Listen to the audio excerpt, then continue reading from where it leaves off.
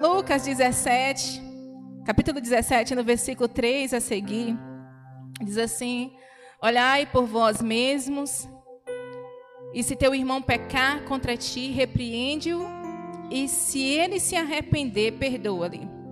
E se pecar contra ti 7 vezes no dia, e 7 vezes no dia vier ter contigo, dizendo, arrependo-me, perdoa-lhe. Disseram então os apóstolos ao Senhor, acrescenta-nos a fé. Amém? Você pode fechar seus olhos? Senhor, eis a tua palavra nessa noite, Jesus. Nós somos dependentes do teu Espírito Santo para ministrá-la. Então eu te peço que o Senhor use as palavras que saírem dos meus lábios nessa noite. Que o Senhor fale poderosamente ao coração de cada um.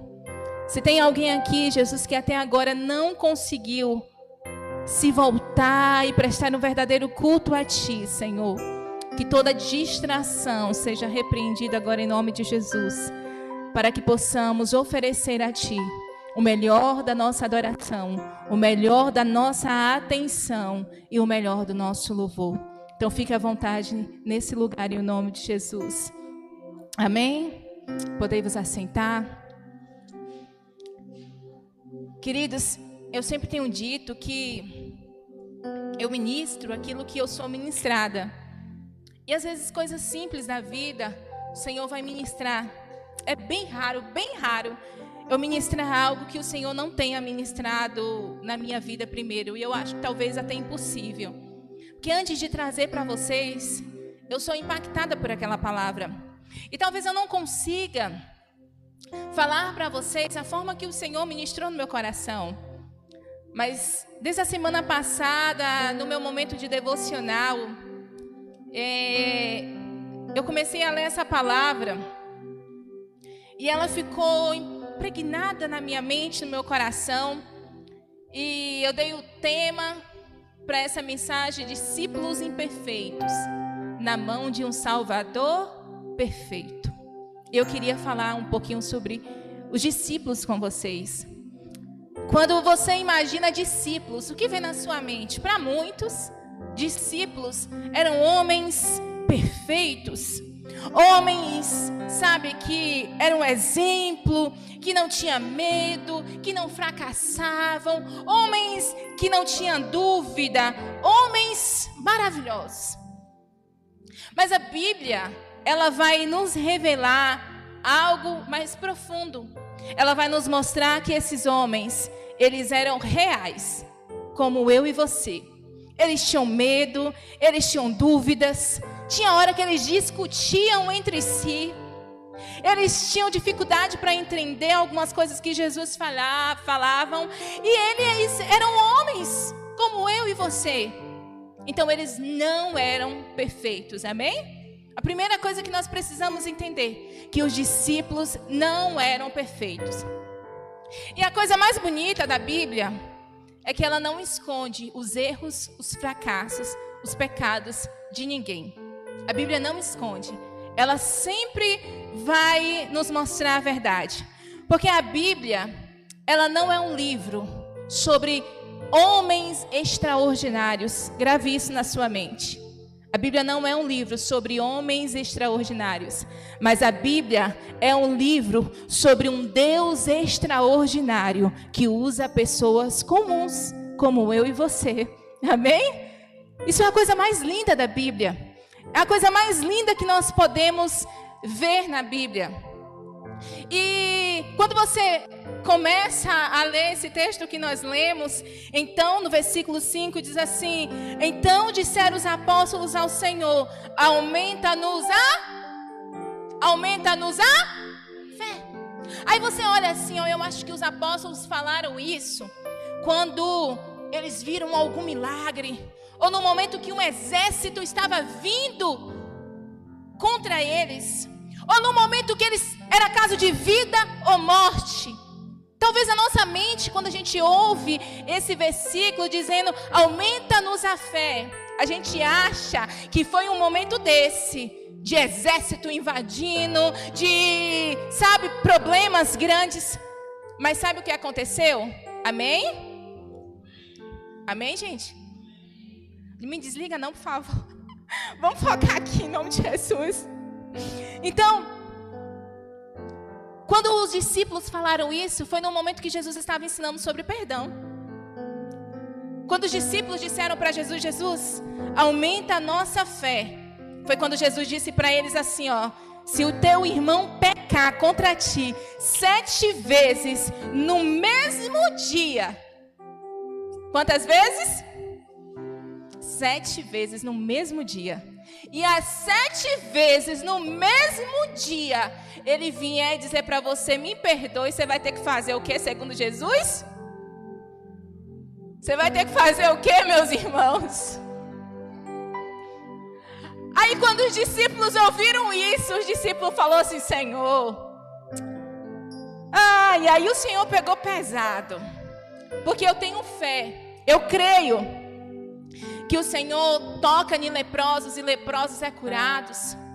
Eu consigo crer que o Senhor faz milagres. Eu consigo crer que o Senhor faz coisas que ninguém jamais poderia fazer.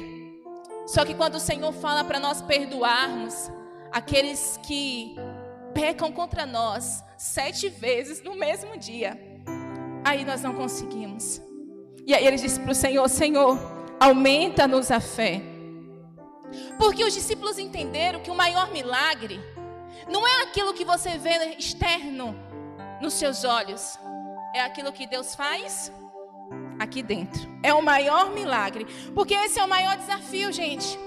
O maior desafio de um cristão não é expulsar demônio.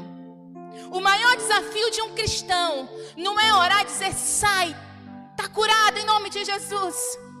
O maior desafio de um cristão é olhar para dentro de si e dizer, Senhor, no meu coração é limpo, eu amo todos os meus amigos e inimigos.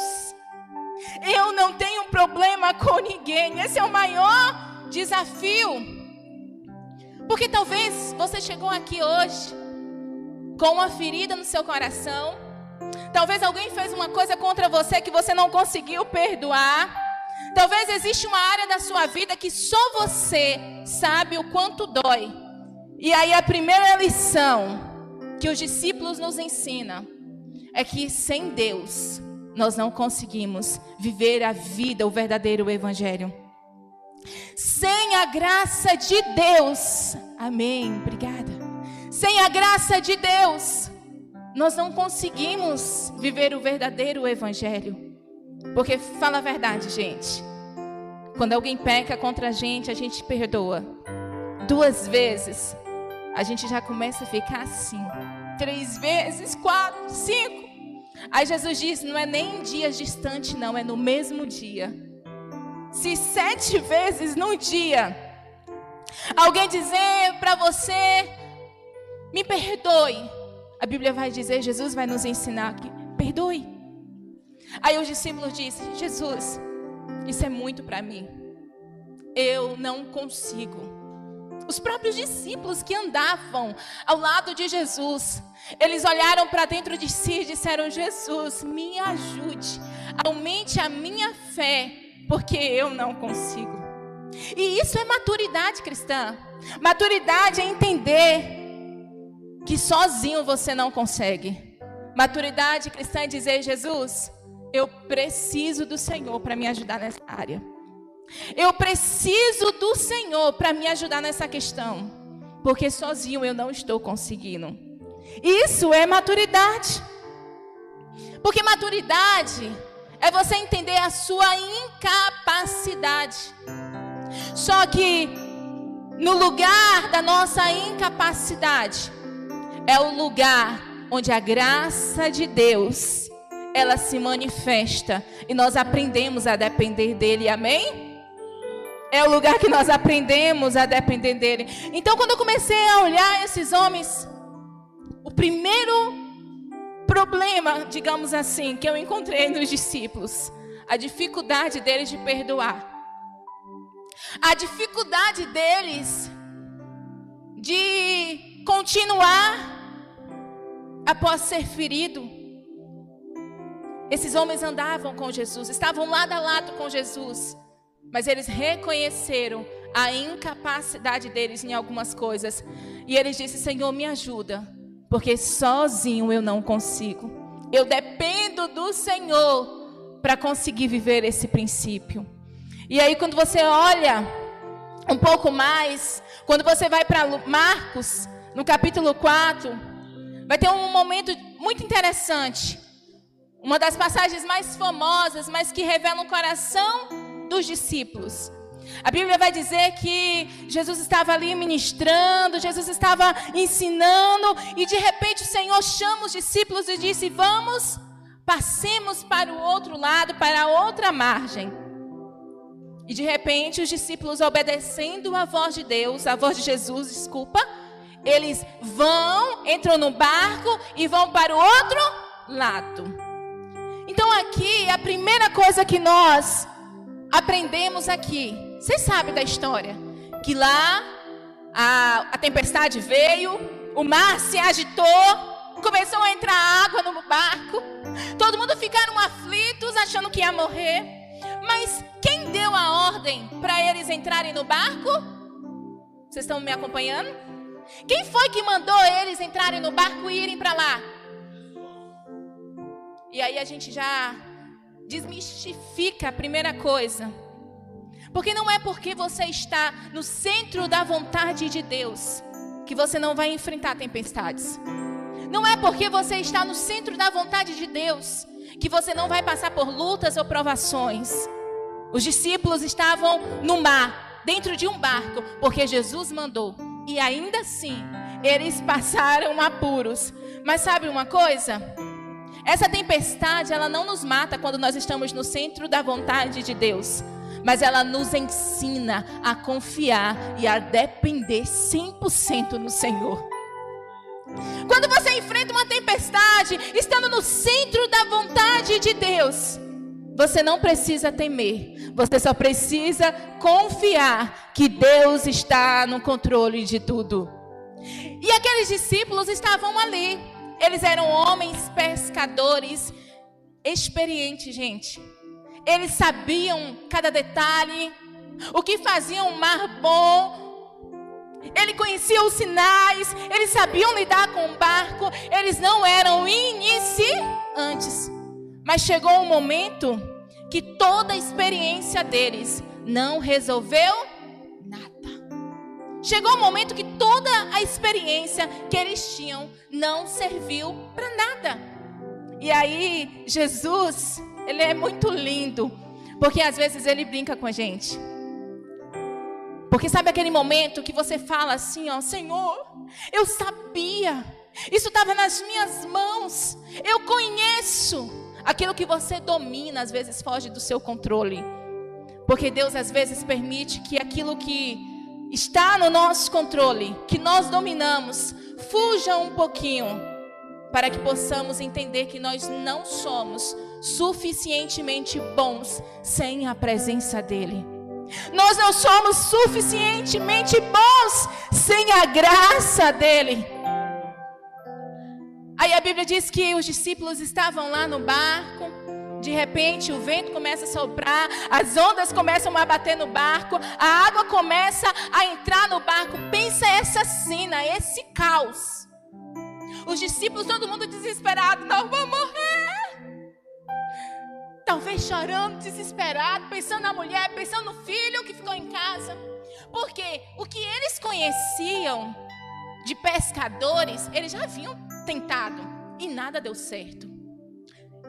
E tudo o que eles podiam fazer, eles tinham feito e nada resolveu. Mas agora eles estavam desesperados. Jesus estava no barco e Jesus estava fazendo o que, gente?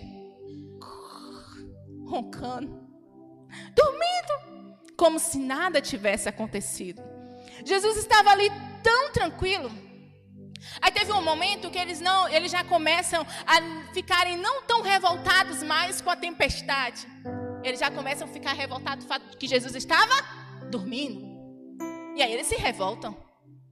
E aí eles vão falar com Jesus uma frase muito interessante. Ele vai falar para Jesus: Mestre, não te importa que estamos perecendo? Não importa que perecemos, olha o que eles vão falar para Jesus. Aí quando você olha esse texto, você percebe uma coisa. Que os discípulos, eles não perguntaram, não duvidaram do poder de Jesus. Eles não olharam para Jesus e dizendo, mestre, tu tens poder para fazer isso, então resolva. Eles não questionaram o poder de Jesus. Eles questionaram o cuidado de Jesus. Percebe? Quando eles chegam para Jesus, eles dizem, mestre, não te importas que nós perecemos? Eles queriam dizer em outras palavras, mestre, eu sei que o Senhor tem poder, mas se o Senhor nos amasse, o Senhor já teria feito alguma coisa. Então quando eles falam para Jesus, não importa que nós perecemos, não significa que Jesus não tinha poder. Eles acreditavam que Jesus tinha poder. Eles não conseguiam descansar no cuidado de Jesus sobre a vida deles. E eu falei, uau, aí pegou. Porque quantas vezes nós estamos assim? Nós não duvidamos do poder de Deus. Nós duvidamos muitas vezes do cuidado de Deus. Quem crê que Jesus pode fazer milagres? Amém? Glória a Deus! Ele pode curar, Ele pode libertar, Ele pode salvar, Ele pode fazer muitas e qualquer coisa que Ele queira. Porque poder Ele tem, amém? Agora as coisas mudam quando você olha para dentro da sua vida, em áreas da sua vida, que você diz, Senhor, será que não te importas?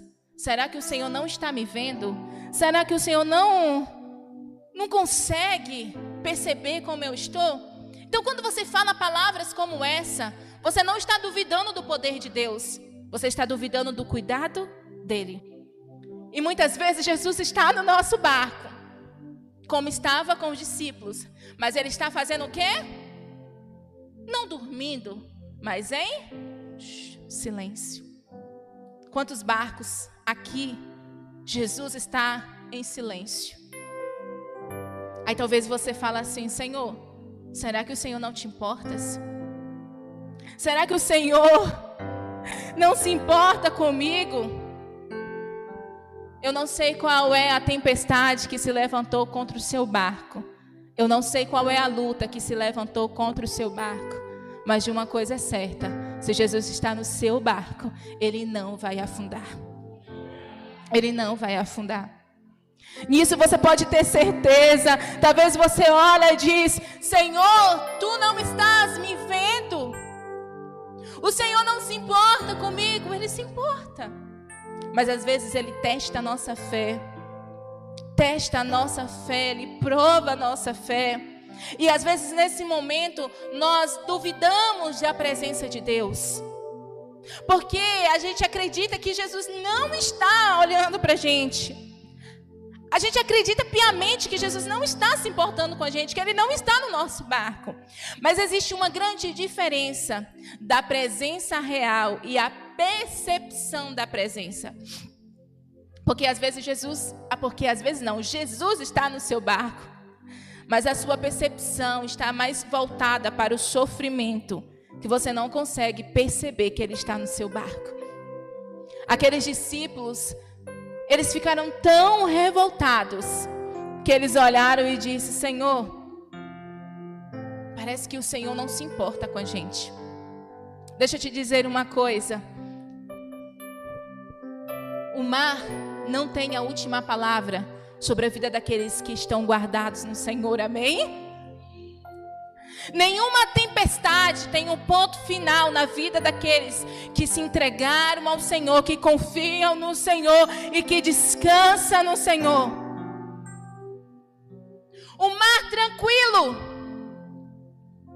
ou o mar agitado não pode mexer na nossa fé. Porque a presença de um mar tranquilo não significa nada se Jesus não estiver no seu barco. Então pare de colocar as suas expectativas na situação à sua volta, no mar calmo ou no mar agitado, e comece a fixar os teus olhos em Jesus. Mesmo que Ele esteja em silêncio, Ele continua agindo. Mesmo que Ele continue em silêncio, Ele tem poder para fazer. Mesmo que Ele esteja em silêncio, Ele se importa com você. Amém? Você consegue acreditar nessa palavra? Então a primeira coisa que eu vi nos discípulos, dificuldade de perdoar. Eu falei, rapaz, eu estou começando a me encontrar em algumas coisas. Porque às vezes a gente é discípulos tão imperfeitos, né?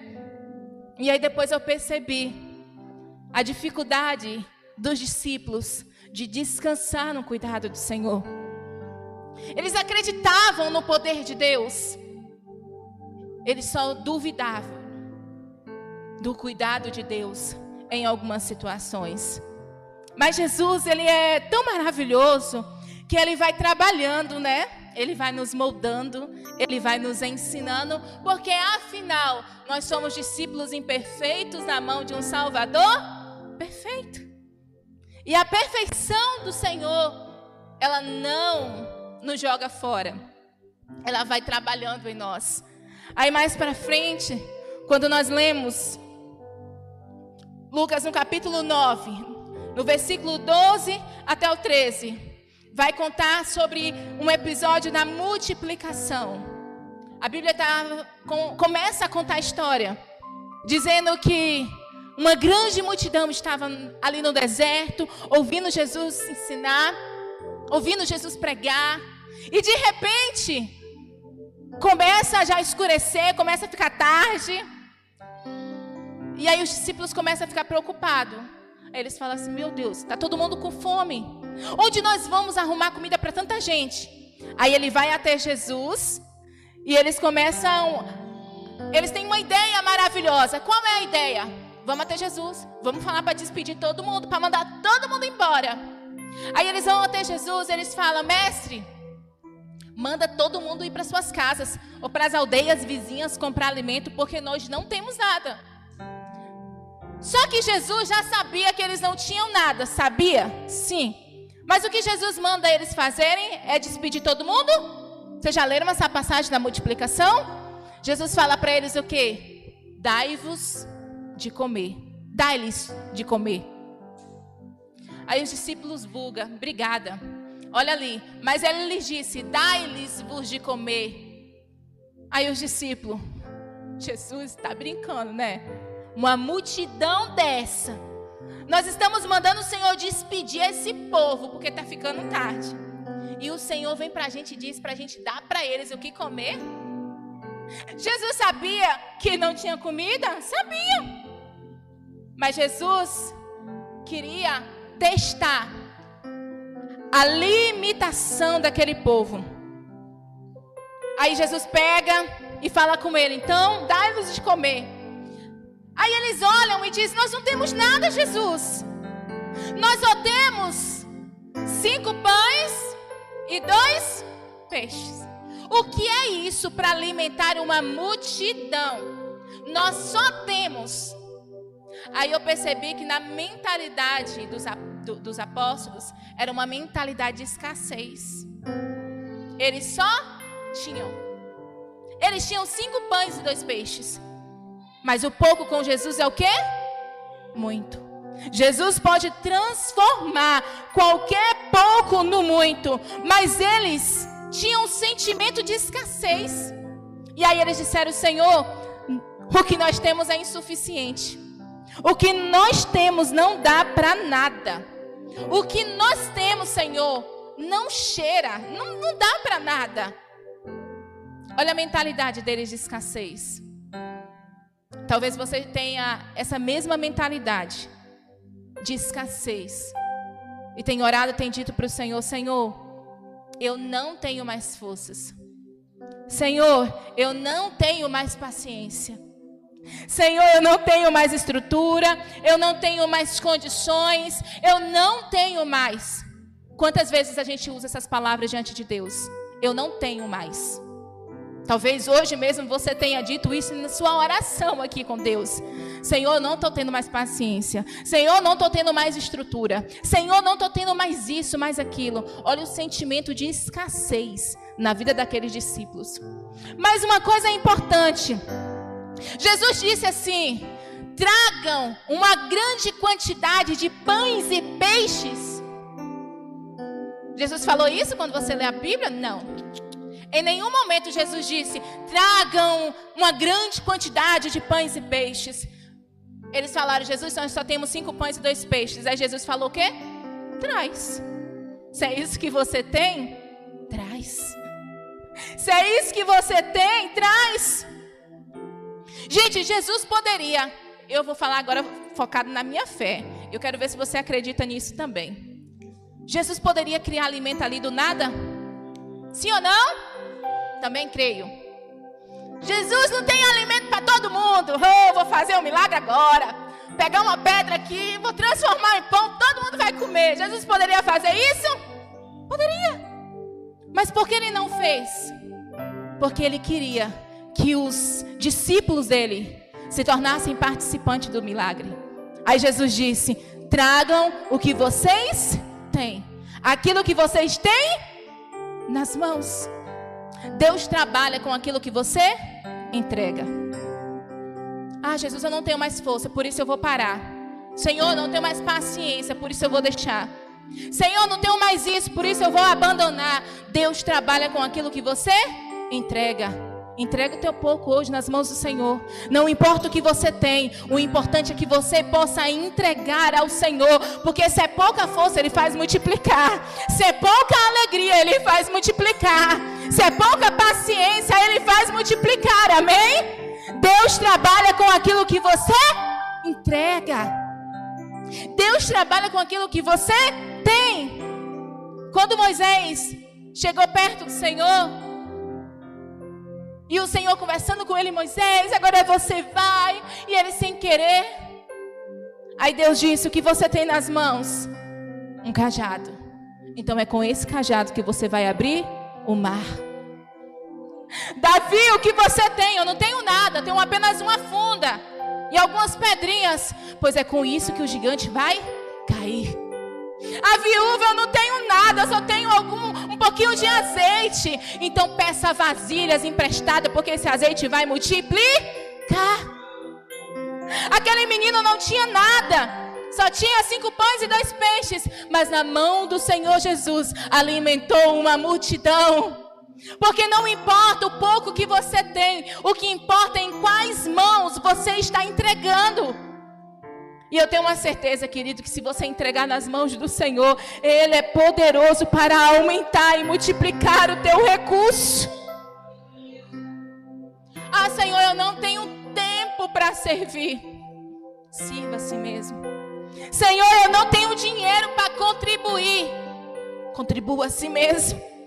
Senhor, quando eu estiver preparado, eu vou. O Senhor está te chamando para fazer, para trabalhar da forma que você está, com o pouco que você tem. Porque Deus começa com um pouco e é no pouco que Ele vai multiplicando.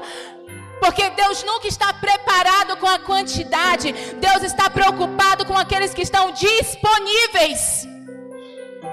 Não importa a quantidade, é qualidade, é disposição.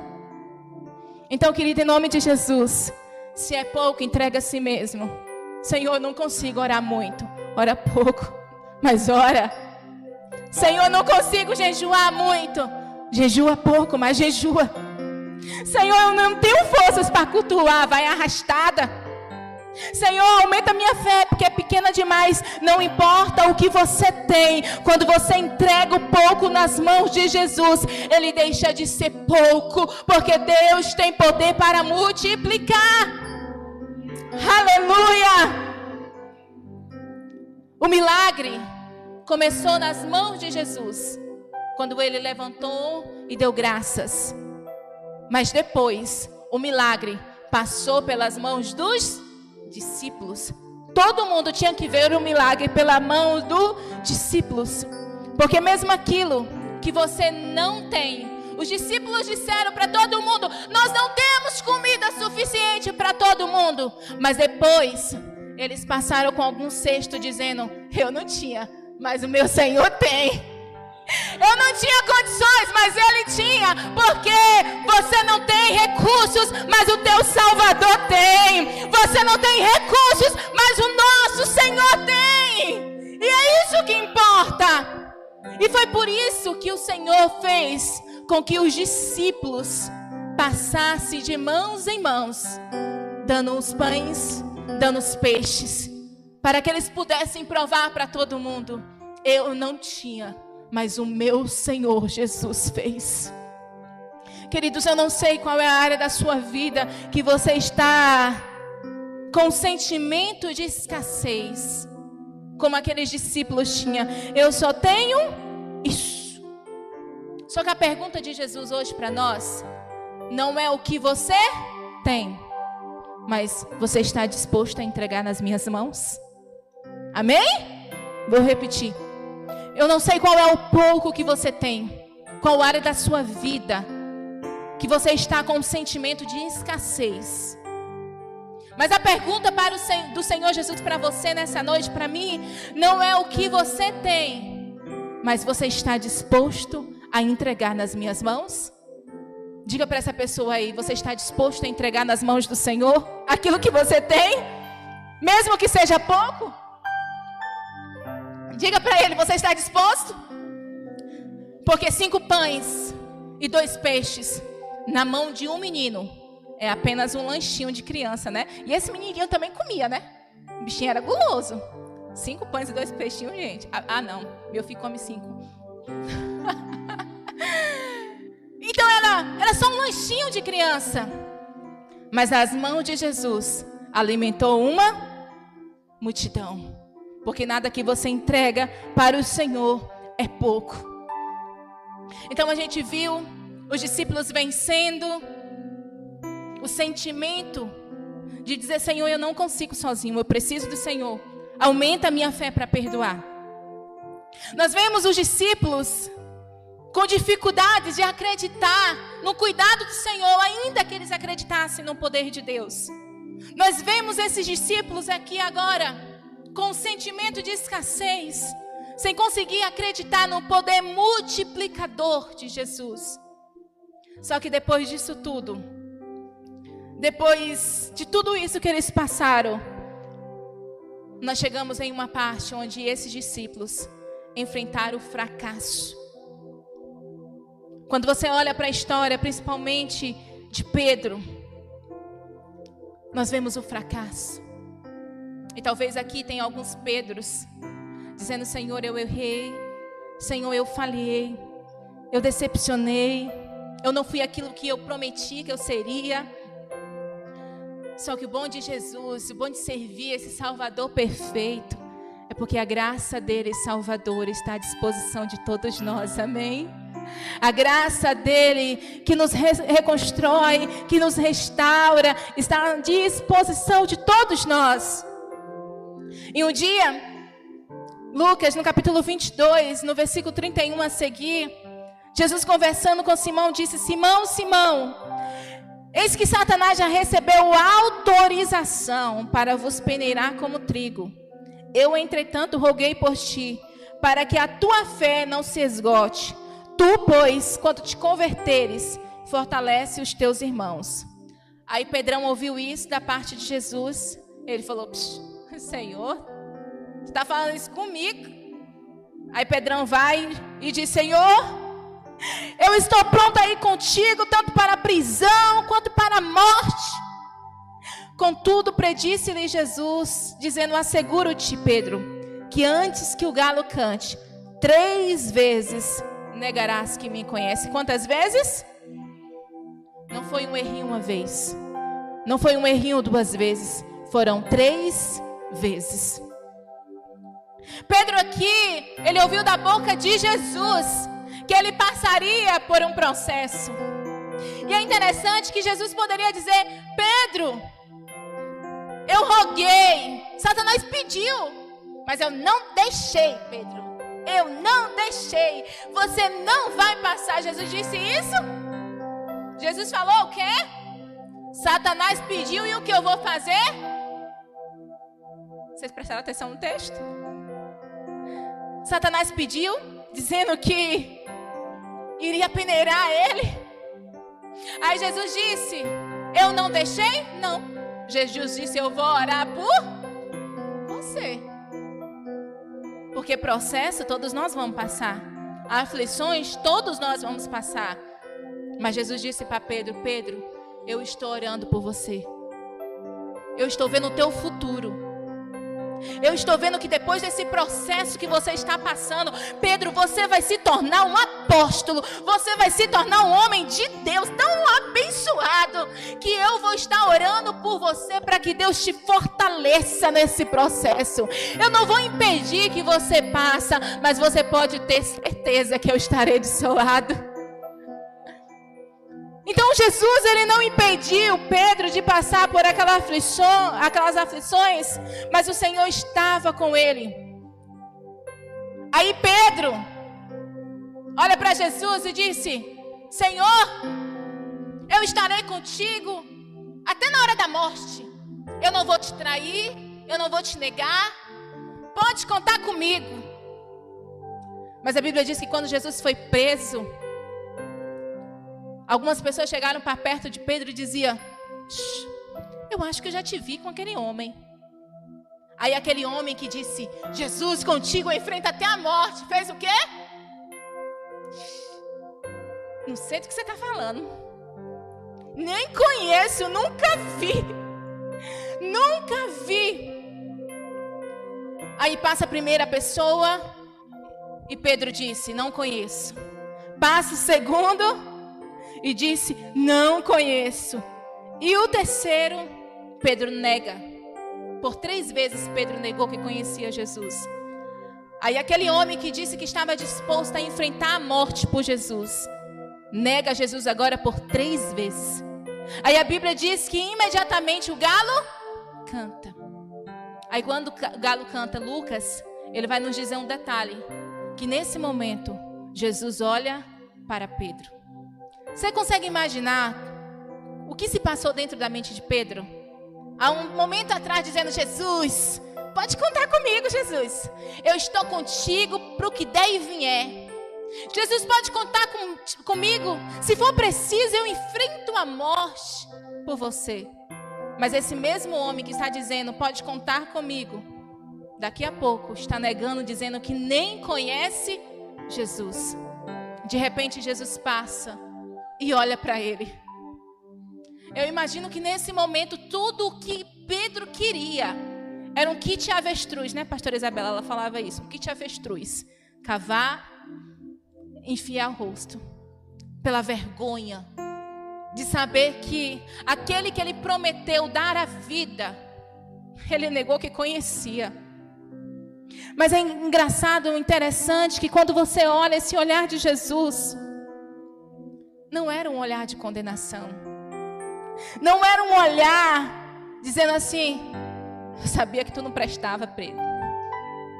Eu sabia que eu não podia contar com você. Eu sabia. Mas o que eu conheço de Jesus, aquele olhar para Pedro, era como se ele dissesse assim: Pedro, eu te falei. Eu já sabia de tudo. E ainda assim eu escolhi você. Você consegue perceber a diferença? Quando você olha e diz: Jesus, eu errei, eu falei, eu pequei, eu não sou digno. Aí Jesus olha para você e diz: nada do que você faz é novidade para mim. Eu já conhecia todos os seus erros, eu já conhecia todas as suas falhas, eu já conhecia tudo. E mesmo assim, eu escolhi você. Oh, glória a Deus. Louvado seja o Senhor pelo seu amor, por ter me escolhido, mesmo sabendo de todos os meus erros e minhas falhas. Louvado seja o Senhor que te escolheu, mesmo sabendo de todos os seus erros, de todas as suas falhas, de todas as suas fraquezas. Porque o olhar de Jesus ali para Pedro não era de condenação, mas era um olhar de amor, dizendo: Pedro, eu já sabia e mesmo assim eu te escolhi. Talvez você chegou aqui carregando tanta culpa, tanto peso. Talvez você chegou aqui com tanta vergonha, dizendo: Jesus não pode me amar depois que eu fiz. Jesus não pode me amar depois do erro que eu cometi. Hoje nós estamos celebrando a ceia do Senhor. E isso aqui nos faz lembrar de amor, amém? Aquela coroa ali não foi em vão. Foi por amor a mim e a você. Foi por amor a mim e a você.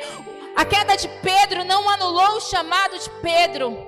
Os nossos erros não anulam o nosso chamado, porque maior que o nosso pecado é a graça do Senhor Jesus que nos reconstrói, que nos restaura, porque maior que o erro de Pedro foi a graça do Senhor Jesus sobre a vida dele. Maior que o seu erro é o amor do Senhor Jesus sobre a tua vida. Maior que o nosso erro é o amor do Senhor Jesus sobre toda a humanidade. Então, querido, aonde abundou o pecado, superabundou a graça de Deus. Aleluia!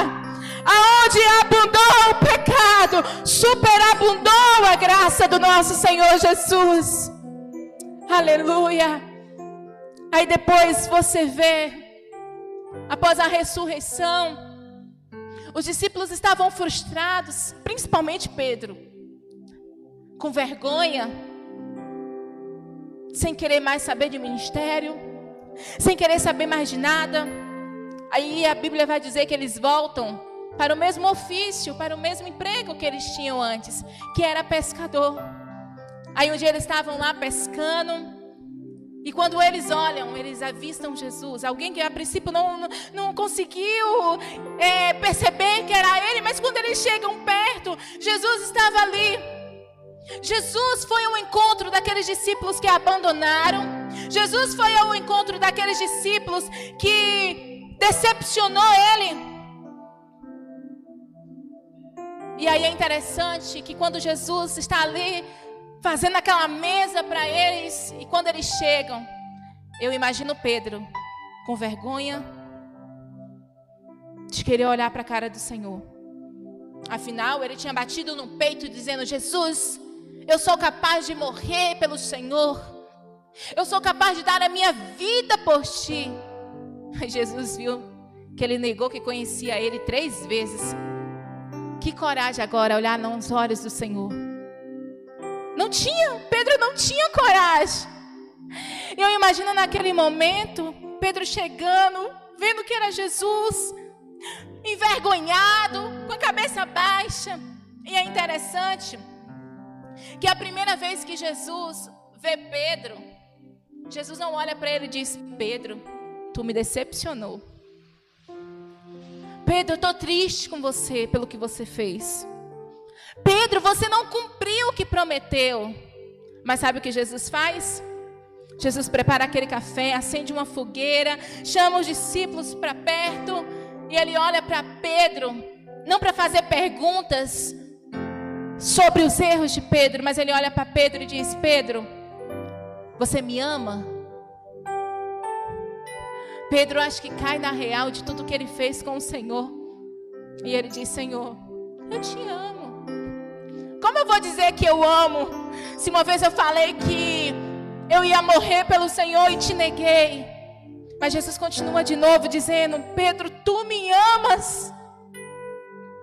E Pedro: Senhor, eu te amo, né? Pedro, tu me amas. Nesse momento, Pedro lembra das 3 vezes que ele negou Jesus.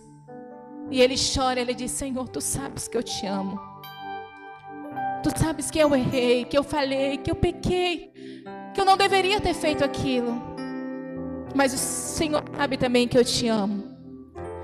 E eu fico maravilhada, porque naquele momento que Jesus encontra com Pedro, Jesus sabia que a restauração de Pedro não começaria pela culpa, mas começaria pelo amor. O Senhor olha para Pedro não para acusá-lo, para culpá-lo, mas Ele olha para Pedro e diz: Pedro, independentemente dos seus erros, eu ainda continuo a te amar. Independentemente dos seus erros, eu ainda continuo a te amar. Não é porque você merece, mas é porque o meu amor é maior que os teus erros. Não é porque nós merecemos, mas é porque o amor dele é maior do que os nossos erros, que os nossos pecados. Não é porque nós merecemos o amor de Deus, mas é porque a sua essência é amor. E Ele nos ama independentemente de que qualquer outra coisa.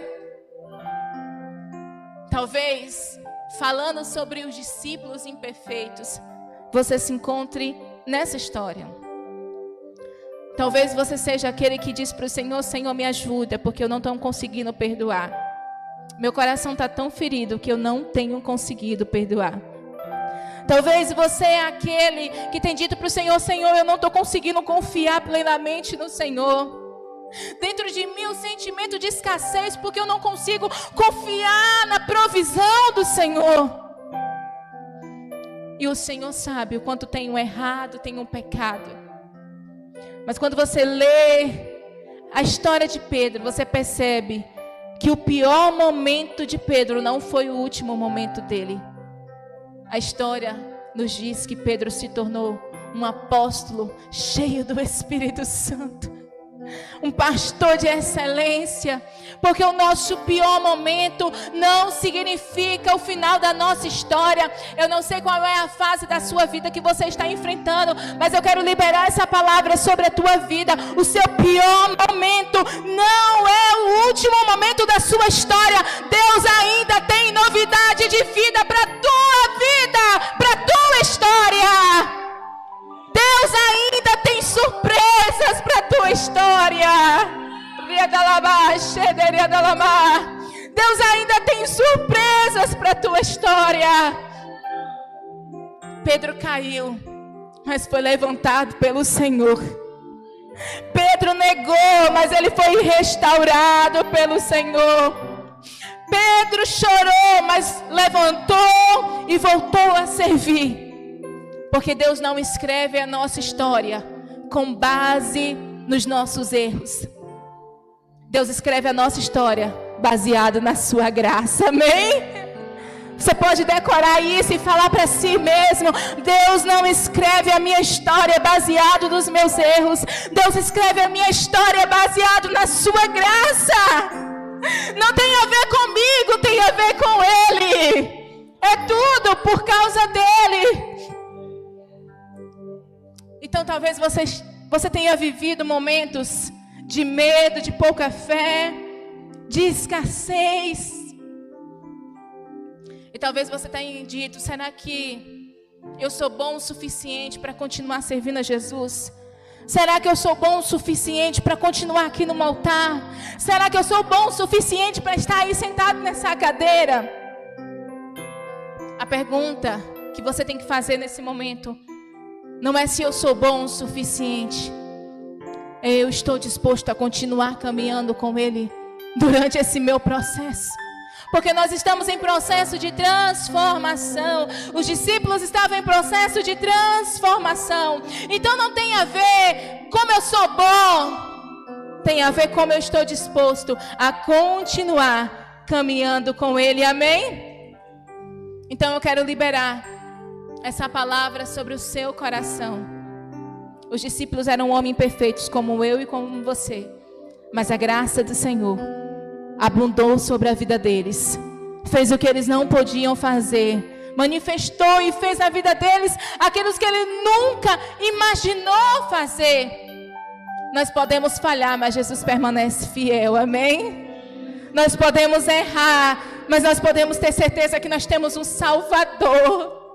A nossa história não termina caído, prostrado no chão em pecado. A nossa história termina restaurado, porque Ele morreu por nós, nos salvou, nos libertou e escreveu uma nova história para as nossas vidas.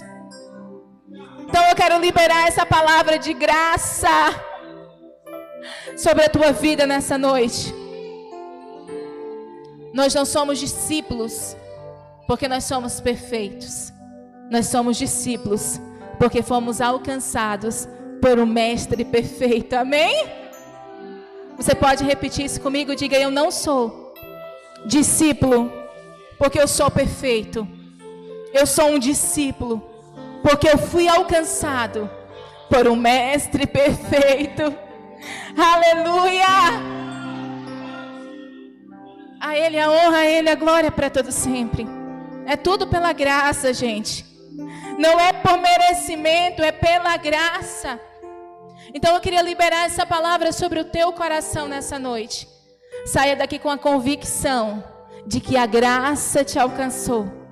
Perfeito não somos, mas o amor dele tem nos resgatado todos os dias, amém? Eu queria orar por você nessa noite.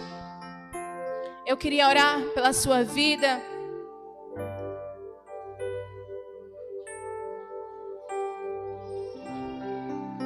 Aleluia.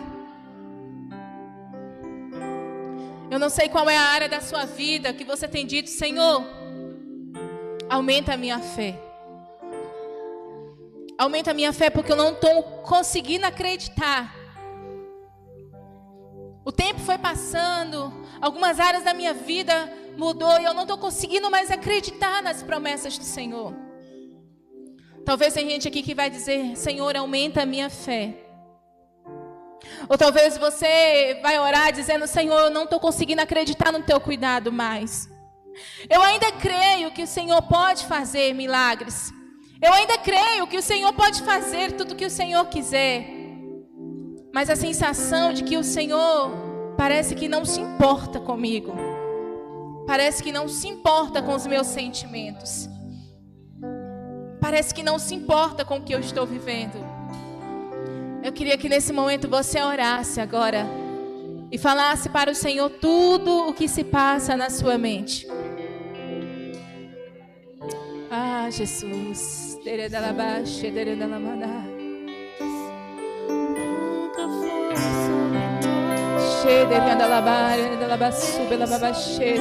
Nunca podemos fazer. Aleluia. Tudo para você. Aleluia. Jesus, nós oramos agora, Pai.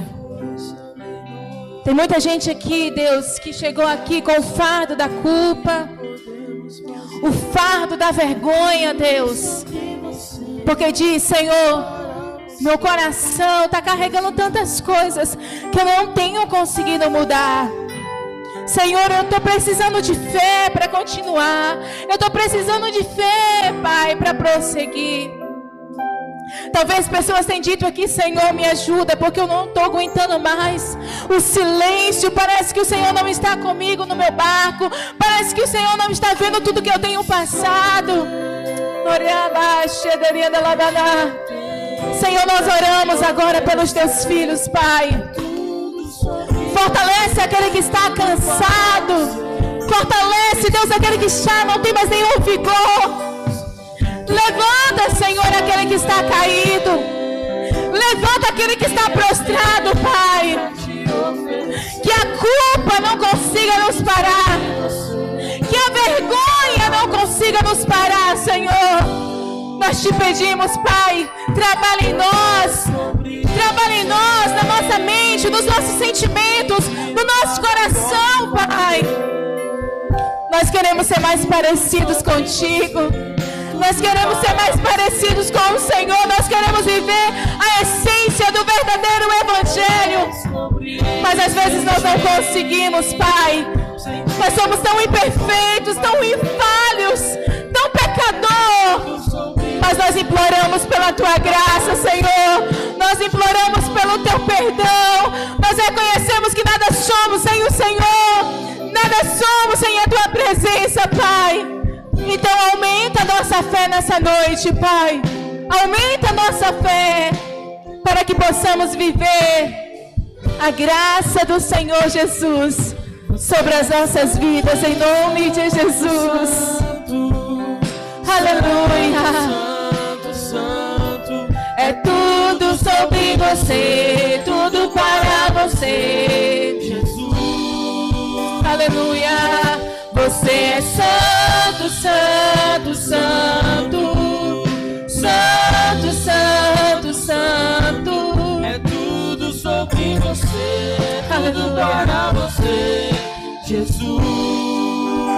Aleluia. Não deixe o inimigo nunca te fazer pensar que você é indigno de estar nesse lugar, porque não tem a ver conosco, tem a ver com Ele, amém? Não é por merecimento. Então, em nome de Jesus, não deixe que a culpa ou o pecado ou a vergonha te afaste desse lugar, porque é aqui que nós somos restaurados, é aqui que nós somos levantados, é aqui que nós somos curados. O inimigo tenta nos paralisar, mas o Senhor nos chama hoje para caminhar com Ele. A graça vem do Senhor, a força vem do Senhor, a provisão vem do Senhor, o conforto, o consolo vem do Senhor. Então seja renovado hoje, seja fortalecido hoje, para continuar caminhando rumo aos céus. Amém? Você pode aplaudir o Senhor? Aleluia!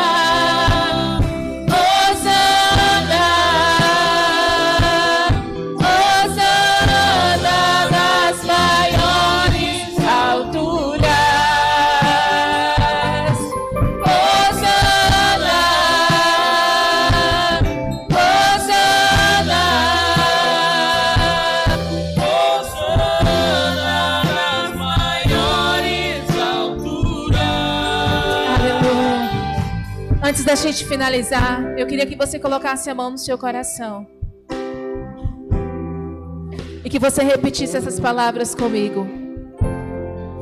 Você pode dizer: Senhor, eu sei que eu sou falho, eu sei que eu preciso ser mudado, eu sei que eu não merecia, mas uma coisa eu te peço, Senhor, me dá forças para continuar, porque eu sei que o Senhor jamais vai desistir de mim.